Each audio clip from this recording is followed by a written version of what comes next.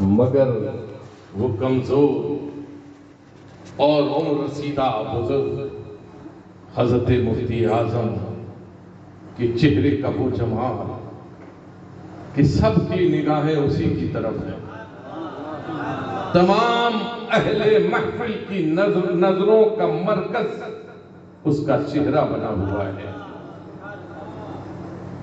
ایک بڑے عالم وہ کہتے ہیں، بحر العلوم مفتی عبد المنان صاحب، وہ کہتے ہیں کہ ہم نے کبھی حضرت مفتی اعظم کو اہتمام کے ساتھ صافہ باندھتے نہیں دیکھا۔ یہ کہنا مناسب ہے کہ لپیٹتے تھے، مگر جب سر انور پر امامہ بند جاتا تو کہتے ایسا محسوس ہوتا تھا کہ گویا اس سر کے لیے ہی امامہ بنا ہے۔ اور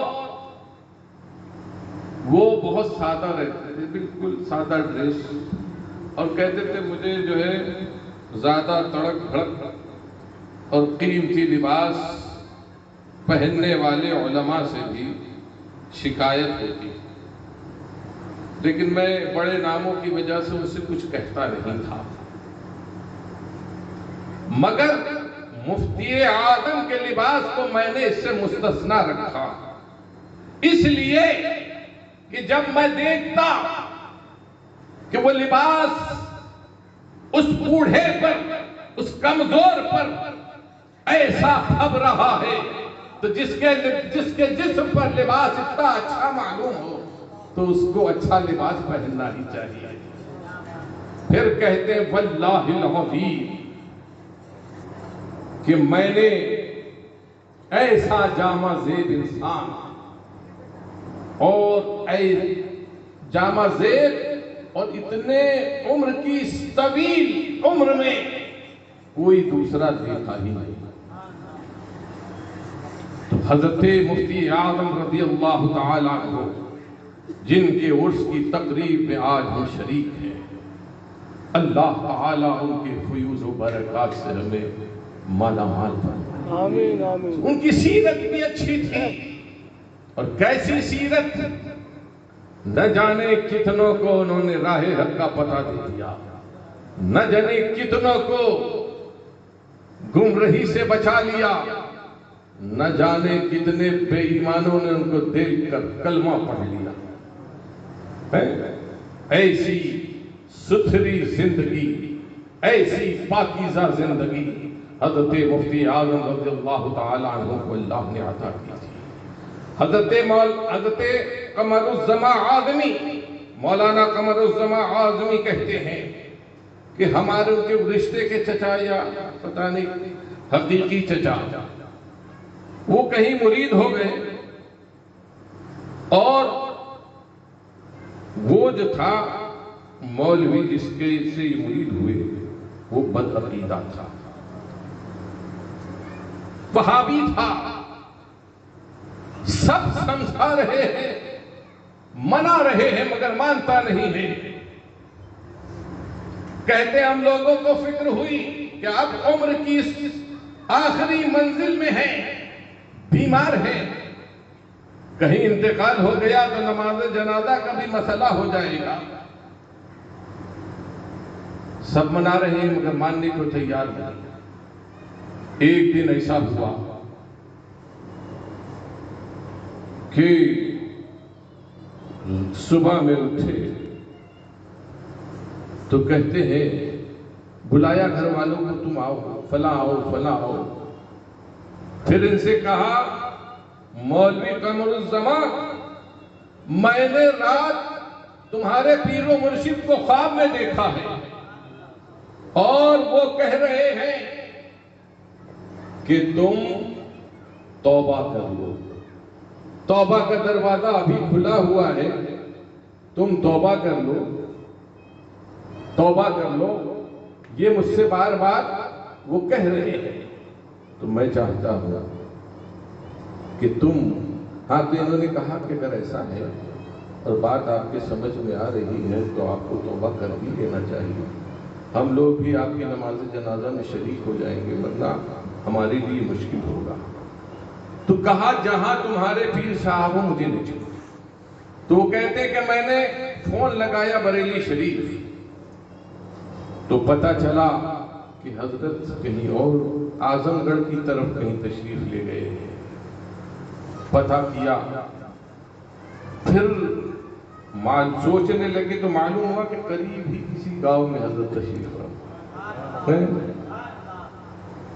تو یہ لے چلے گئے. اب حضرت مفتی اعظم کو وہاں لے آئے.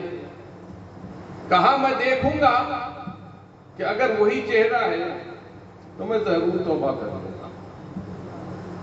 اب جب وہ آئے وہ چہرے دیکھا تو کہا یہ وہی نورانی چہرہ ہے, یہ وہی نورانی چہرہ ہے جسے میں نے خواب میں دیکھا تھا. سبحان اللہ. قدم پر گر گیا وہ شخص اور اس نے کہا مجھے توبہ کرا دیجیے, اور توبہ کر کر وہ داخل اسلام ہو. سبحان اللہ. تو ایک ولی کی یہ نگاہ ہے اور یہ ولی کی کرامت ہے کہ اس نے گمراہ کو راہ حق کا پتہ دے دیا. اور حدیث پاک میں آیا اتقوا فراست المومن وَإِنَّهُ يَنْظُرُ بِنُورِ اللَّهِ کہ مومن کی فراست ایمانی سے ضرور بچو, اس لیے کہ وہ اتقوا فراست المومن فَإِنَّهُ يَنْظُرُ بِنُورِ اللَّهِ کہ وہ اللہ کے نور سے دیکھا. ایک یہودی ایک عیسائی تھا جو صلیب ڈالے ہوئے ہے مگر اپنے آپ کو مسلمان ظاہر کرتا ہے اور وہ ٹیسٹ کر رہا ہے کہ یہ حدیث کتنی سچی ہے. اتقوا فراست المومن فإنه ينظر بنور اللہ, مومن کی فراست ایمانی سے ضرور کہ وہ اللہ سے کہ اللہ کے نور سے دیکھا کرتا ہے. بڑے بڑے بزرگوں کی بارگاہوں میں حاضر ہوا, وہ پوچھتا, وہ مطلب سمجھاتے اور چلا جاتا. اس کا مطلب یہ تھا میں پوچھوں اور پہچانے اور مجھے بتائیں کہ تو فلاں ہے, تو مسلمان نہیں ہے, مجھے پہچان لے تو میں سمجھوں. بڑے بڑے بزرگوں کی بارگاہوں میں حاضر ہو رہا ہے, سوال کرتا ہے حضرت اس کا مطلب سمجھا دیجئے. اتقوا فراست المؤمن فإنه ينظر بنور اللہ. وہ سنتے اور حدیث پاک کا ترجمہ کرتے, مطلب بتاتے, یہ چلا جاتا. اب حضرت جنید بغدادی کی بارگاہ میں آئے تو حضرت جنید بغدادی سے جیسے پوچھا تو آپ نے فرمایا صلیب توڑ, کلمہ پڑھ, داخل اسلام. تو کہنے لگا حضور آپ نے مجھے پہچان دیا, مگر سوال یہ ہوتا ہے کہ میں اتنی بارگاہوں میں حاضر ہوا کسی نے مجھے نہیں پہچانا, یہ کیا بات ہے؟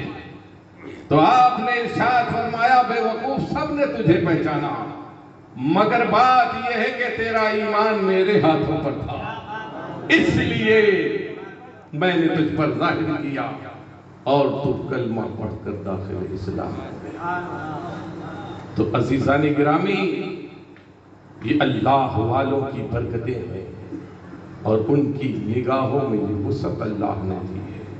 حضرت مفتی اعظم رضی اللہ تعالیٰ عنہ جو تعویذ لکھتے تو ضرورت مندوں کی بھیڑ لگ جاتی اور ان کے تعویذوں سے نہ جانے کتنے کام ہوئے, کتنے بگڑے ہوئے سنور گئے, نہ جانے کتنے پریشان حالوں کی پریشانی دور ہو گئی, نہ جانے کتنے قیدی قید سے رہا کر دیے گئے, نہ جانے کتنے ایسے ہیں کہ جو تختہ دار سے اتر آئے. ایک موقع پر حضرت مفتی اعظم رضی اللہ تعالی عنہ احمد آباد تشریف لے گئے. وہاں پر کوئی خاتون آئی, اس نے خبر بھیجی, بچوں کو بھی ساتھ لائی, کہا حضور میرے شوہر کو پھانسی کا حکم ہو گیا ہے، یہ بچے یتیم ہو جائیں گے، چھوٹے چھوٹے بچے ہیں۔ یہ سن کر حضرت مفتی اعظم رضی اللہ تعالیٰ عنہ آپ دیدہ ہو گئے۔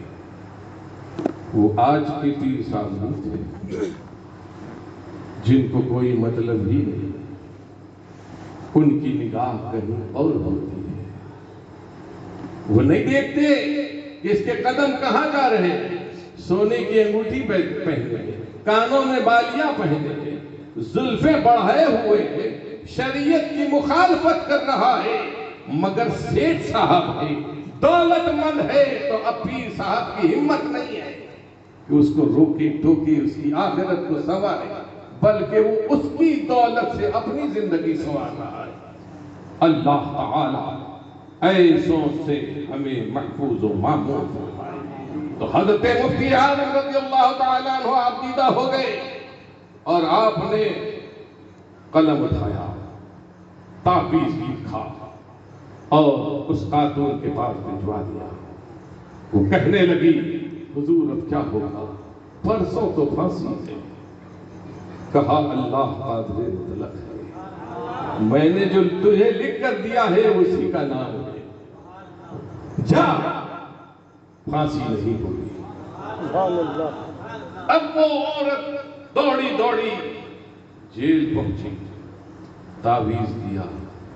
اس نے بھی کہا کیا ہوگا کہ پرسوں تو ایسا ہونے والا ہے، حکم ہو چکا ہے،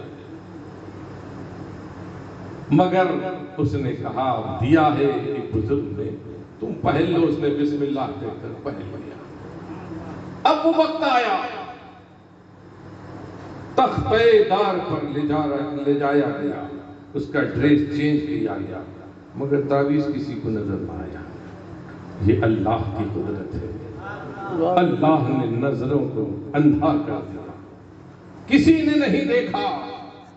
تختِ دار پر پہنچا اور بٹن، پھندے کا بٹن دبایا گیا، لائٹ چلی گئی، پھندے نے کام نہ کیا۔ پھر وہ جج جس نے فیصلہ دیا تھا وہ بھی وہی تھا، اس کی نگاہ تعویذ پر پڑ گئی۔ اس نے کہا کہ وقت ختم ہو چکا۔ اس قاعدہ ہے، رول ہے کہ اگر پھندا ٹوٹ جائے یا کوئی معاملہ ہو جائے، اس وقت پھانسی نہ ہو سکے تو پھر وہ تو اس نے کہا تمہارا دوبارہ سماعت کریں گے کیس کی۔ اور پھر اس نے پوچھا کہ تم بے گناہ ہو؟ اس نے کہا ہاں۔ سماعت پوری جو بینچ تھی، سارا معاملہ اس کو بتایا، ایسا ایسا ہوا۔ پھر ان میں سے کسی نے دیکھا، کٹہرے میں کھڑا ہے، وہ جج نے دیکھا کہ کوئی نورانی شکل ہے جو اس کے پیچھے کھڑی ہے۔ سبحان اللہ۔ اس نے کہا جاؤ۔ اب وہ پوچھنے لگا وہ نورانی شکل کہاں چلی، وہ تمہیں تعویذ کس نے دیا تھا؟ تو کہا مجھے نہیں معلوم، میری بیوی کو پتا ہے۔ بیوی سے پوچھا گیا تو شاید وہ بریلی کے مولانا ہیں، انہوں نے دیا تھا، بات ختم ہو گئی، اس کی آزادی ہو گئی۔ اب وہ شخص اس پر دولت برس گئی، بڑے بڑے امیروں نے، مخیر حضرات نے، رؤساء نے اس کو خوب مال دیا، مال بھی ملا، زندگی بھی بچی۔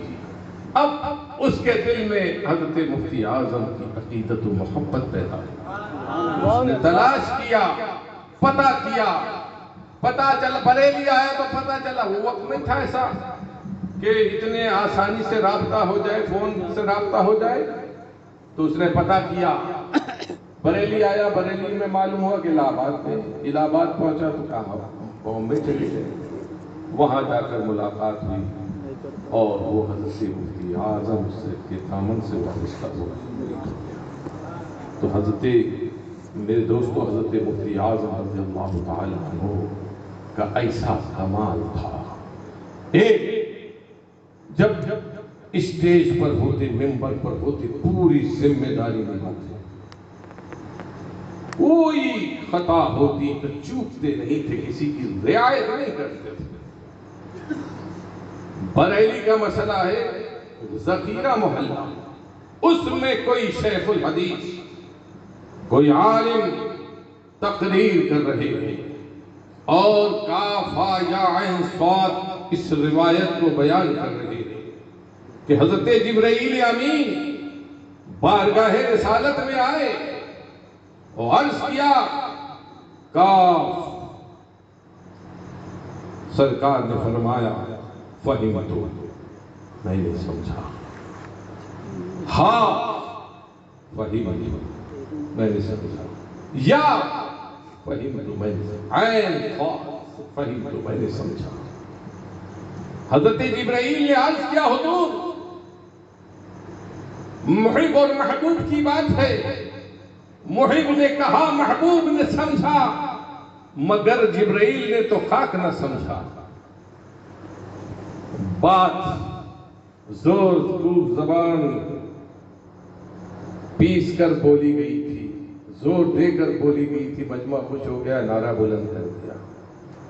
حضرت نے تقریر رکوائی اور ارشاد فرمایا مولانا یہ تو ٹھیک ہے کہ حضرت جبرائیل امین نے یہ کہا کہ میں نہ سمجھا مگر خاک نہ سمجھا، اس میں حضرت سید الملائکہ حضرت جبرائیل امین کی توہین ہو رہی ہے، لہذا آپ اس سے پہلے حضرت نے کہا میں توبہ کرتا ہوں، پھر مجمع سے کہا سارا مجمع تائب ہو، اور پھر خود بھی توبہ کی۔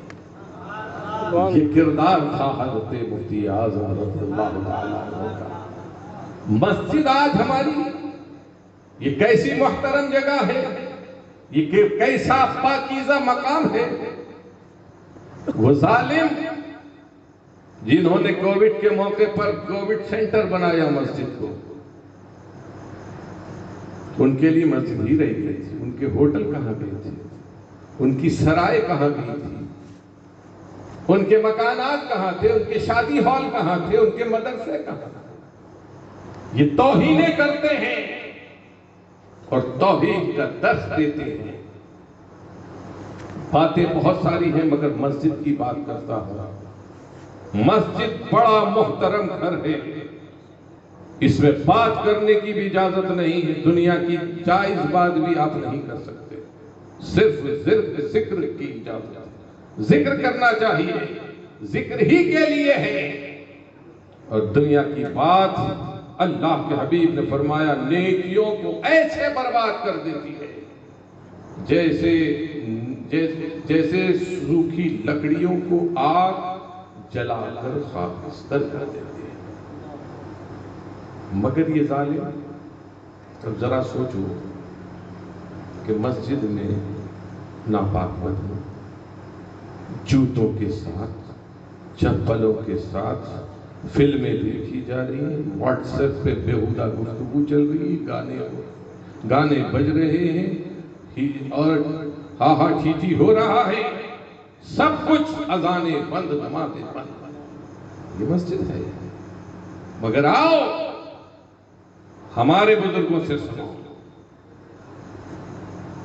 دو شخص آئے، مسجد میں جلسہ تھا، حضرت کا دامن تھاما مرید ہوئے، شیرینی لائے تھے دو، تو اس میں سے پتہ نہیں انہوں نے کہا یا حضرت نے خود ہی از خود اس پر دو پیڑوں پر دم فرمایا اور کہا یہ آپ لوگ کھا لیجیے گا۔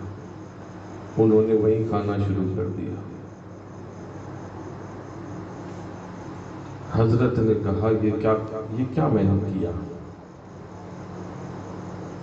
اور میں توبہ کرتا ہوں۔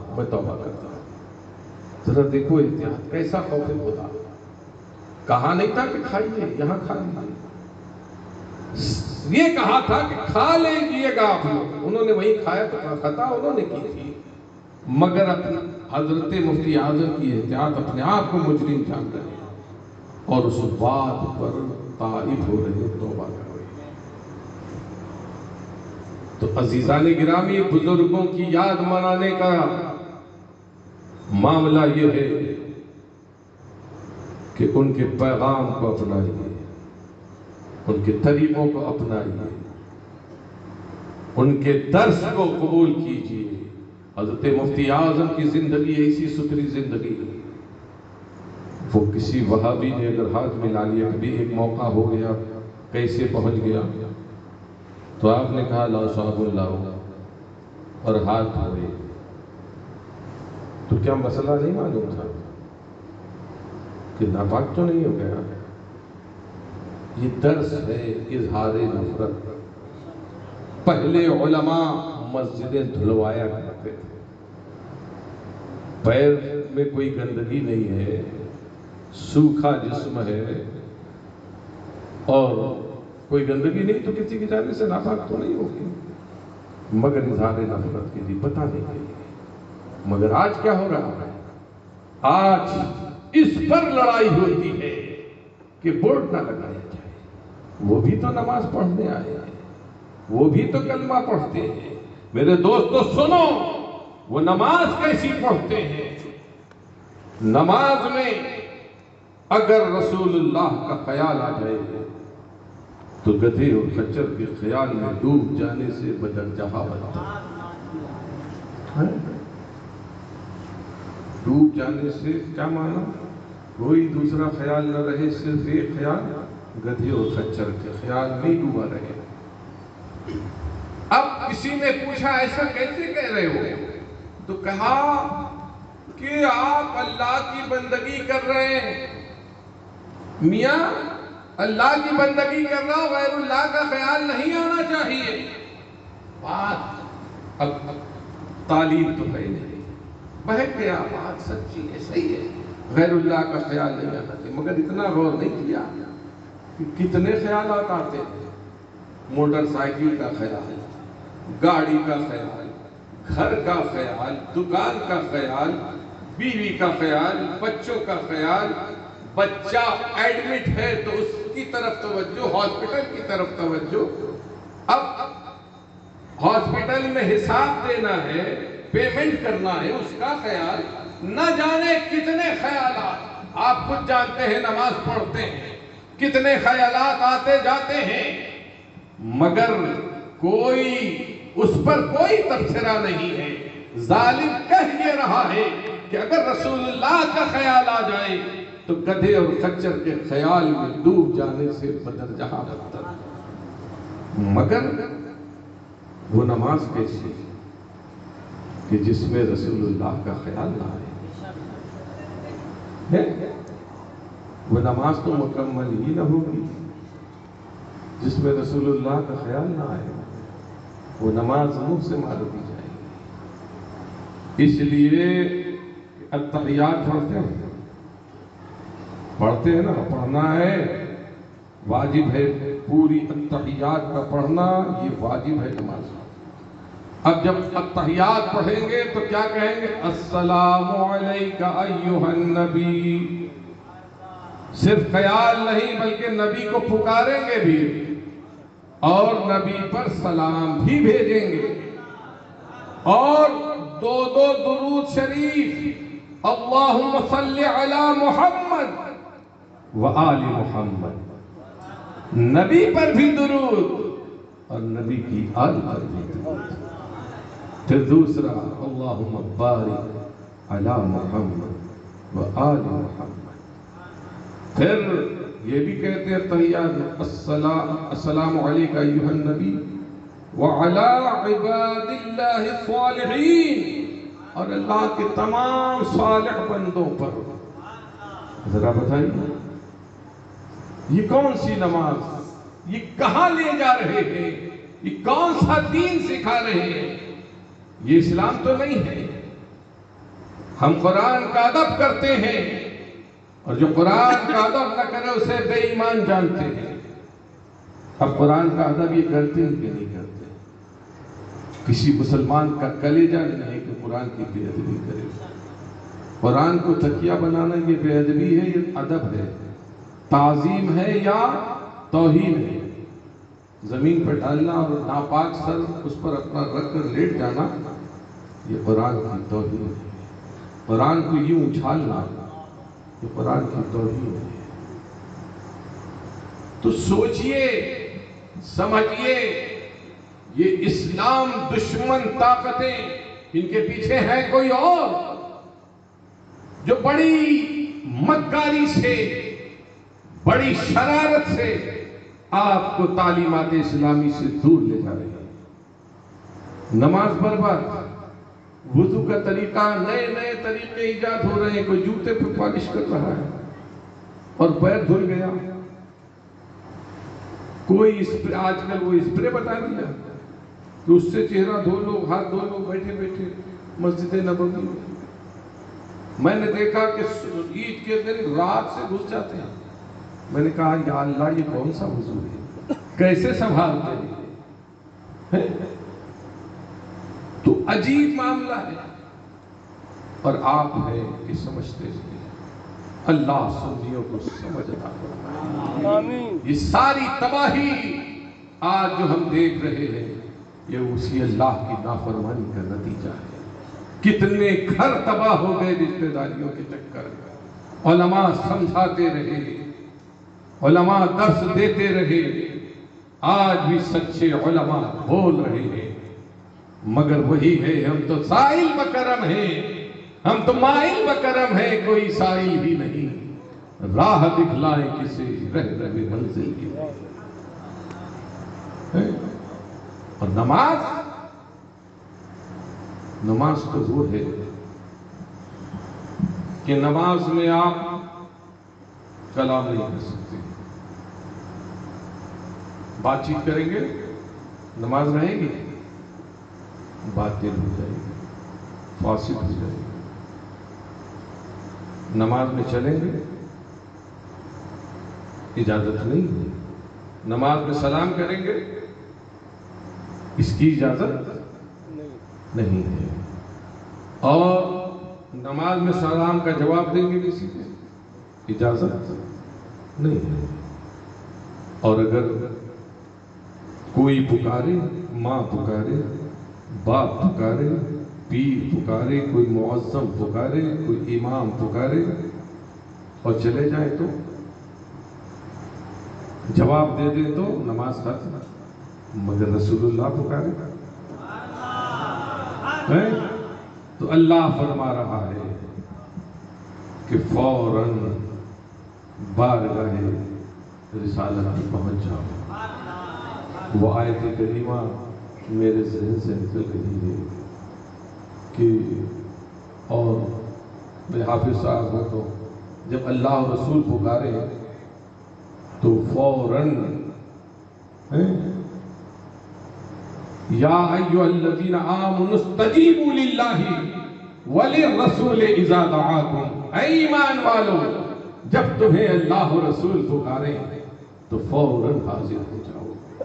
اب مسجد نبوی شریف میں ابی بن کعب رضی اللہ تعالی عنہ نماز میں مصروف ہے، اللہ کے رسول نے پکارا، اب کچھ پریشان ہوئے کیا کروں، نماز مکمل کی اور بارگاہ رسالت میں آئے، تاخیر کا سبب بیان کیا۔ اللہ کے رسول نے فرمایا کیا تمہیں اللہ کا وہ حکم نہیں معلوم، یا ایھا الذین آمنوا استجیبوا للہ وللرسول اذا دعاکم، جب اللہ کے رسول تمہیں پکارے تو فوراً حاضر۔ اب اللہ کے رسول نے کوئی حکم فرمایا، وہ کیا، بات چیت بھی ہوئی، سلام کیا، سلام کا جواب بھی دیا، کچھ بھی ہوا، حکم کیا کرتے ہیں فقہا کہ وہی وہ نماز میں ہی ہے۔ اگر پہلی رکعت تھی اور پہلے رکوع پر پہلی رکعت کے رکوع میں تھا تو اب وہاں سے واپس آ کر رکوع میں چلا جائے اور اپنی باقی نماز کو پورا کرے۔ اس لیے کئی مقامات ہیں ایسے کہ جہاں رسول کے فعل کو اللہ نے اپنا فعل بتایا، کہ کہیں فرمایا جب کاشانِ اقدس کو ظالموں نے گھیر لیا اور حضور کے قتل کے ارادے سے آئے تھے، حضرت جبرائیل امین آئے، سرکار نے کچھ مٹی اٹھائی، کنکریاں اٹھائی اور اس مجمع کی طرف پھینکی، ان کی آنکھوں میں گھس گئی اور ان کے درمیان سے حضور تشریف لے گئے۔ تو اب کس نے پھینکی؟ حضور نے۔ مجمع سے پوچھو تو کہے گا حضور نے، مولا علی سے پوچھو تو کہیں گے حضور نے پھینکی۔ ان کنکریوں کو اگر زبان دے دی جائے اور پوچھا جائے کس نے پھینکا تمہیں، تو کہیں گے کہ حضور نے۔ اللہ کیا فرما رہا ہے؟ وَمَا رَمَيْتَ إِذْ رَمَيْتَ وَلَكِنَّ اللَّهَ رَمَى۔ وَمَا رَمَيْتَ، آپ نے نہیں پھینکا، اِذْ رَمَيْتَ جب پھینکا، وَلَكِنَّ اللَّهَ رَمَى، اللہ نے پھینکا۔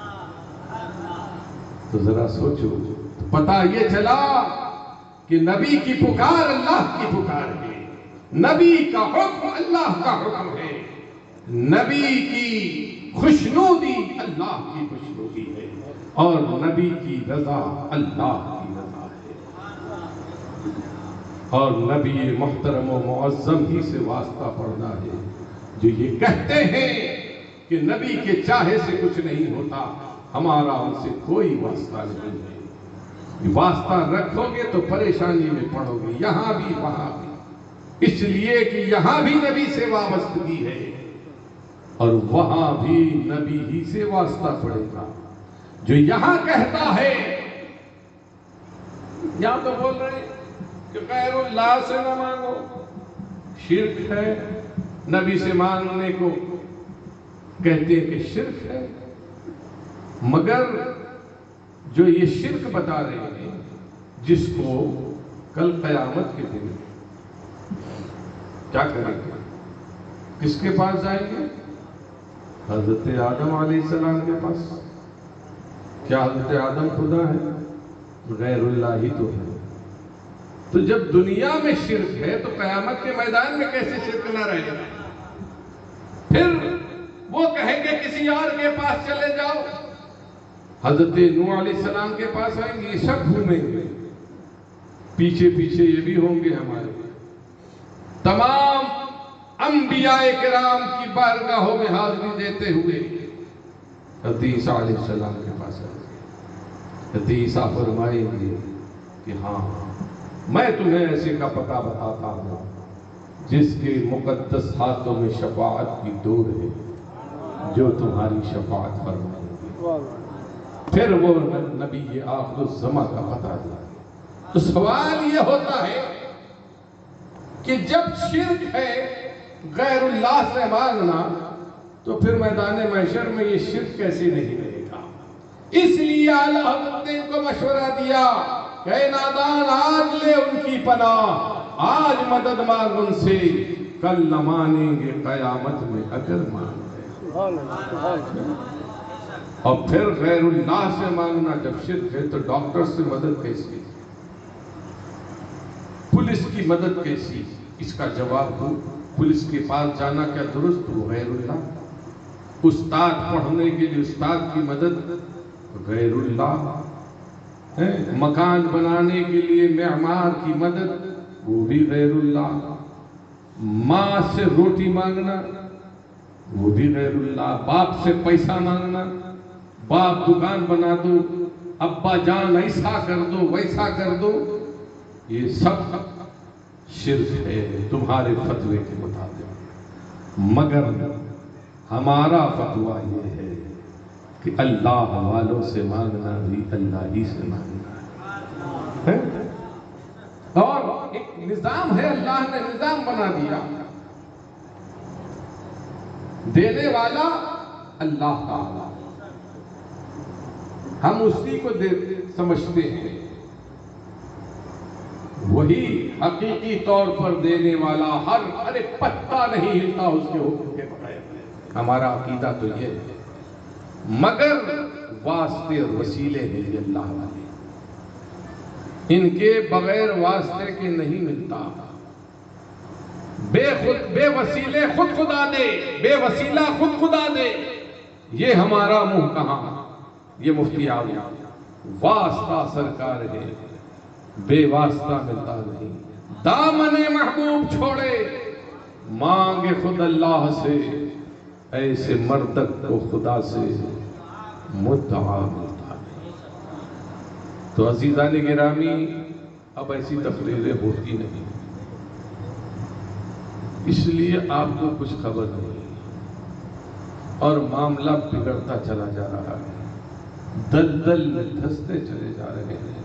اور اب تو پریشانی اور ہو گئی کہ ویڈیو نہ جانے کتنے ذرائع ہیں، واٹس ایپ ہے، یوٹیوب ہے، اور کون کون سے ذرائع ہیں جس سے آپ معلومات لیتے ہیں۔ معلومات دینے والا، دین سکھانے والا کون ہے پتہ نہیں، اس کا عقیدہ کیا ہے، وہ کون ہے، کیا بتا رہا ہے۔ بخاری شریف بول رہا ہے، مگر جو بول رہا ہے بخاری شریف میں کہیں اس کا آتا پتہ نہیں، مسلم شریف فلاں حدیث فلاں حدیث، یا اس کا غلط مفہوم بیان کر رہا ہے، اور آپ قبول کر رہے ہیں اور بہکتے چلے جا رہے ہیں۔ اور اب نیا فتنہ، نیا تو نہیں پرانا ہے مگر اب زور پکڑ رہا ہے۔ اب حضرت علی کرم اللہ تعالی وجہ الکریم، حضرت حسین پاک کے نام پر نہ جانے کہ ان کی محبت میں جانے کتنے لوگوں کو گمراہ کیا جا رہا ہے۔ صحابہ کی شان میں گستاخی، حضرت امیر معاویہ کو گالی سننی دے گا، وہ رہے گا کہاں کا؟ قرآن ان کو عزت دے رہا ہے، قرآن ان سے بھلائی کا اللہ اعلان فرما رہا ہے، ان سب کو اللہ تعالی جنتی ہونے کا اعلان فرما رہا ہے۔ وَكُلًّا وَعْدَ اللَّهُ الْحُسْنَى، اللہ نے ان سب سے بھلائی کا وعدہ فرما دیا۔ کہیں فرما رہا رضی اللہ عنہم وَرَضُوا عَنْهُ، اللہ ان سے راضی، وہ اللہ سے راضی۔ وَعَدَّ لَهُمْ جَنَّاتٍ تَجْرِي مِن تَحْتِهَا الْأَنْهَارُ خَالِدِينَ فِيهَا ذَلِكَ الْفَوْزُ الْعَظِيمُ، کہ اللہ نے ان کے لیے ایسے باغات تیار کر رکھے ہیں کہ جن کے نیچے نہریں جاری ہیں، اور جس میں وہ ہمیشہ رہیں گے، اور یہ بڑی کامیابی ہے۔ بہت اور آیات کریمہ ہیں، اولئک هم المفلحون، اولئک هم المؤمنون حقا، کہ وہی سچے مومن ہیں، وہی فلاح یافتہ ہیں، کامیابی انہی کے لیے ہے، اور انہی کے لیے رزق قریب ہے۔ لہم مغفرۃ و رزق قریب، کہ ان کے لیے مغفرت ہے۔ جب اللہ مغفرت فرما رہا ہے، اعلان کر رہا ہے۔ اور صحابہ میں ہیں صدیق اکبر، سبحان اللہ، کیسی شان والے۔ اللہ کے حبیب فرماتے ہیں کہ جس نے مجھ پر جو احسان کیا، میں نے اس پہ احسان کا بدلہ چکا دیا، دنیا ہی میں دے دیا، مگر ابو بکر نے جو احسان کیا اس کا بدلہ روز قیامت اللہ تعالیٰ عطا فرمائے گا۔ کہیں فرما رہے تم میرے ساتھی غار ثور میں رہے، کل میدان محشر میں حوض کوثر پر بھی تم میرے ساتھ رہو۔ کہیں فرما رہے ما طلعت الشمس ولا غربت على احد افضل من ابی بکر الا ان يكون نبیا، کہ کوئی نبی کے سوا کوئی ایسا نہ ہوا کہ جس پر سورج نے طلوع کیا اور غروب کیا کہ وہ ابو بکر سے افضل، ایسے افضل ترین انسان سب سے انبیاء کے بعد، آپ خطبے میں پڑھتے ہیں افضل البشر، سنتے ہیں نا، افضل البشر بعد الانبیاء بالتحقیق، ہر جمعے میں یہ خطبہ پڑھا جاتا ہے، خطبے میں یہ سنتے ہیں آپ یہ جملہ۔ تو اللہ تعالی، اور کہیں ایک امام نے فرمایا کہ جو ابو حضرت امیر معاویہ کو گالی دے، وہ جہنم کے کتوں میں سے کتا ہے۔ اور خیر بات گفتگو لمبی ہو گئی، اور یہ گرمی کا موسم ہے، ہماری طرف تو پنکھا ہے، کچھ ہوا دے رہا ہے، آپ لوگ گرمی میں بیٹھے ہیں۔ اللہ تعالیٰ اس سننے سنانے کو قبول فرمائے اور اچھی زندگی دے دے۔ دعا کیجیے سے بچائے۔ بہروپیے بہت گھوم رہے ہیں، اچھے لباس میں بھیڑیے ہیں۔ حضرت مفتی اعظم نے بہت پہلے کہا، رہنماؤں کی سی صورت راہ مالی کام ہے، راہ زر ہے کو بکو اور رہنما میدان ہے۔ آج وہ دور ہے، نہ جانے کیسی کیسی بولیاں اور تعویذ گنڈوں کے نام پر آپ کو لوٹا جا رہا ہے۔ کتنے لوگ آتے ہیں، ہمارے ہی پاس آتے ہیں، آپ کا گھر ایسا، آپ کی دکان ایسی، یہ باندھ دیا وہ باندھ دیا، معاذ اللہ۔ کہیں کہیں تو یہ ہوتا ہے کہ ان کا خریدار ہوتا ہے، کہتے مکان بیچ دو، مکان میں رہو گے تو پریشانی، یہ کون سا علاج ہوا؟ تو یہ تو ہم بھی کر سکتے ہیں علاج، پھر ہم آپ کے پاس آئے کیوں ہیں؟ پھر مکان بیچنا کب جائز؟ یہ بتا کے بیچے گا کہ اس مکان میں یہ عیب ہے، تب بیچنا جائز۔